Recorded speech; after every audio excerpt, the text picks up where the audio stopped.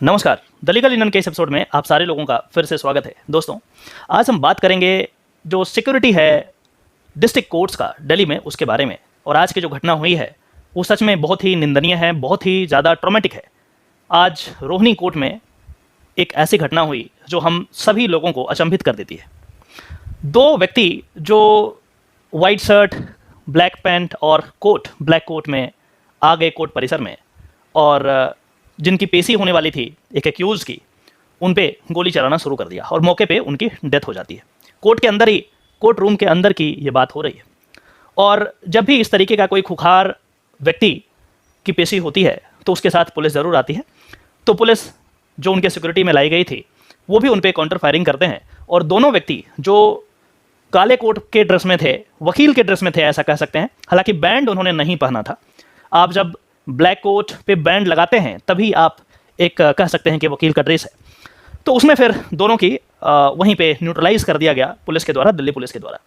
तो स्टोरी से कोई खास दिलचस्पी हमें नहीं है। हमें यह देखना है कि आखिर डिस्ट्रिक्ट कोर्ट का सिक्योरिटी सिस्टम काम कैसे करता है। हाई कोर्ट्स का तो छोड़ देते हैं क्योंकि हाई कोर्ट्स में फुल फ्लेज्ड एक बढ़िया सिक्योरिटी सिस्टम है और कोई भी व्यक्ति बिना आई कार्ड दिखाए अंदर नहीं जा सकता। लेकिन डिस्ट्रिक्ट कोर्ट में ऐसी चीज़ें फॉलो अप नहीं होती। दिल्ली के डिस्ट्रिक्ट कोर्ट्स में सिक्योरिटी सिस्टम जो है वो भगवान भरोसे ही चल रहा है। कोई भी व्यक्ति कभी भी कोर्ट में आ सकता है, उसकी कोई भी जांच एज सच नहीं होती। वैसे तो कहने के लिए एक्सरे मशीन है, पुलिस की ड्यूटी भी लगती है। अब हम बात करेंगे कि आखिर ऐसा क्यों है कि एक्सरे मशीन होने के बावजूद भी एक व्यक्ति लोडेड पिस्टल के साथ कोर्ट रूम के अंदर चला जाता है और वहां जाकर के जज के सामने फायरिंग करता है। आप समझिए, एक डेमोक्रेसी में इससे खराब बात कुछ नहीं हो सकती। आखिर ऐसा क्यों हुआ? जाहिर सी बात है, डिरेक्शन ऑफ ड्यूटी है पुलिस का, इसमें कोई दो राय नहीं है। इसमें थोड़ी भी इफ बट वाली सिचुएशंस नहीं है। पुलिस ने सही से अपना काम नहीं किया, यही कारण है कि ये चीजें ऐसी हो गई। लेकिन फिर भी हर बार पुलिस को आप नहीं दोषी ठहरा सकते। क्यों, उसके पीछे मैं रीजन भी बताऊंगा। अभी जो डिस्ट्रिक्ट कोर्ट्स में है एक्सरे मशीन तो हैं, लेकिन कई सारे एक्सरे मशीन काम ही नहीं करता। कई सारे एक्सरे मशीन होने के बावजूद भी एक आम व्यक्ति जो है उनका तो चेकिंग होता है, वकीलों का नहीं हो पाता। उसके कई सारे रीजंस हो सकते हैं, क्योंकि सुबह में मॉर्निंग टाइम में कोर्ट्स होते हैं और एकाएक जब फ्लो होता है, एकाएक जब वकील आते हैं तो सबका चेकअप करना उस तरीके से प्रैक्टिकली पॉसिबल भी नहीं होता। उसका रीजन यह है कि नंबर ऑफ पुलिस जो है, नंबर ऑफ जो रिसोर्सेस हैं पुलिस के पास वो कम है, कम लोगों को यहाँ पे डिप्लॉय किया गया है। यदि ज़्यादा ये नंबर में होते तो शायद ये पॉसिबल भी हो जाता। हाई कोर्ट्स में होता है, डिस्ट्रिक्ट कोर्ट्स में नहीं होता। तो जाहिर सी बात है, पुलिस की गलती को थोड़ा सा हम इसको चेंज करके हम ये कहें कि स्टेट की गलती है, स्टेट रिस्पॉन्सिबल है इसके लिए। सिर्फ पुलिस को करना मुझे लगता है कि ये ठीक नहीं है, क्योंकि पुलिस भी हमारे जैसा ही एक व्यक्ति है। उसका भी एक थ्रेशोल्ड होता है, उसको जब वो क्रॉस हो जाता है तो कितना करेगा वो।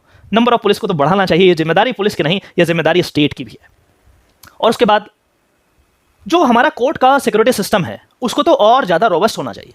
यही चीज़ कहीं रोड पे होता ना तो उस तरीके से चीज़ें नहीं होती, उस तरीके से मीडिया में हाईलाइट शायद नहीं होता, उस तरीके से डेमोक्रेसी पे धब्बा शायद नहीं होता।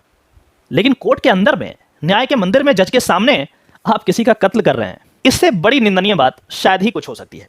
तो इस तरीके से डिस्ट्रिक्ट कोर्ट का सिस्टम जो है इसको पूरा का पूरा हमें चेंज करना पड़ेगा। और यही कारण है कि माननीय बार काउंसिल ऑफ इंडिया और बार काउंसिल ऑफ दिल्ली जो है मिल करके अभी हमारे पास नोटिस ये आया है कि कल पूरा का पूरा हमारा कामकाज बंद रहेगा, ताकि इस पे सोचा जा सके और जो सरकार है उसका ध्यान आकर्षित किया जा सके कि कोर्ट की का जो सिक्योरिटी है उसको बढ़ाना, उसको रोबस्ट करना आपका काम है।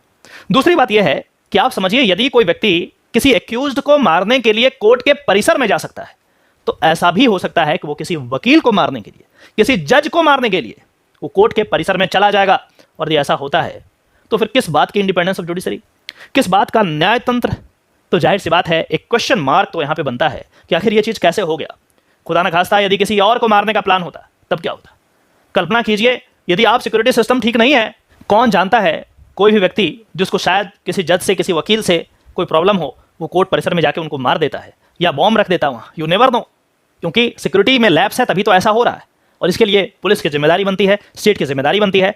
और साथ ही साथ हम तमाम वकील भाई बहन से भी रिक्वेस्ट करेंगे कि थोड़ा कोऑपरेशन हमारे तरफ से भी होना चाहिए पुलिस को, और यहाँ पे जितने भी कोर्ट स्टाफ हैं उनको भी, ताकि सारा चीज़ एक सिस्टमेटिक ढंग से चले। आज का जो ये इंसिडेंट हुआ इसमें 3 लोग, एक तो एक्यूज जिसको मारने के लिए 2 लोग आए थे ड्रेस में, लॉयर्स के ड्रेस में, वो दोनों, और एक व्यक्ति एक्यूज 3, और एक किसी इंटर्न को, ऐसा सूचना मेरे पास आया है, I am not sure about it, but किसी वकील को या इंटर्न है, शायद वो लेडी इंटर्न है, उनके पैर में गोली लगी है या चोट लगा है, जो भी चीज़ें हैं वो विस्तृत रिपोर्ट जब आएगा तो शायद मैं अपडेट करूंगा आपको। कि काफ़ी निंदनीय है। आप कहीं भी जाकर के यदि आप सर्च करेंगे रोहिणी इंसिडेंट और आज का डेट देंगे तो वो पूरा का पूरा जो वीडियो है वो आपके सामने आ जाएगा और काफ़ी मार्मिक है। तो इस वीडियो के माध्यम से मैं तमाम वकील भाई बहन को भी रिक्वेस्ट करूंगा कि थोड़ा सा कोऑपरेशन हमारे तरफ से भी बनता है, हमें असिस्ट करना चाहिए। कई बार प्रैक्टिकली हमने देखा है कोर्ट्स में कि वकीलों का खास करके कोई चेकअप नहीं होता।